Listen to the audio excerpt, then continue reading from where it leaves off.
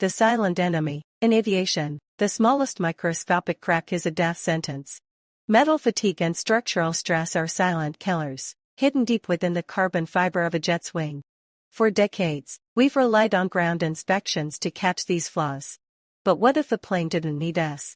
What if a wing could heal itself, just like your skin repairs a cut? The physics, how it heals. This is the world of self-healing materials.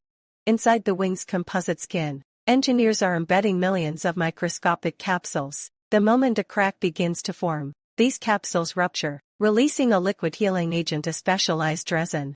As it flows into the fracture, it contacts a catalyst and hardens in seconds, restoring the wing's strength while the plane is still at 35,000 feet. Real-world projects and partnerships. This isn't just theory.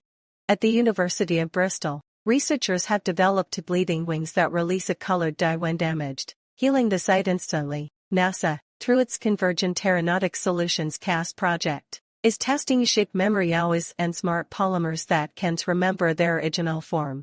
Even Airbus is exploring these bio-inspired composites to create aircraft that can survive lightning strikes and extreme turbulence by repairing surface damage in real time. The closing, a living machine. By 2026, we are moving from building rigid machines to creating resilient organisms.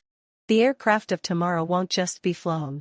They will be alive, but it raises a haunting question. If a plane can hide its own wounds by healing them, will we ever truly know when it's time to retire the machine?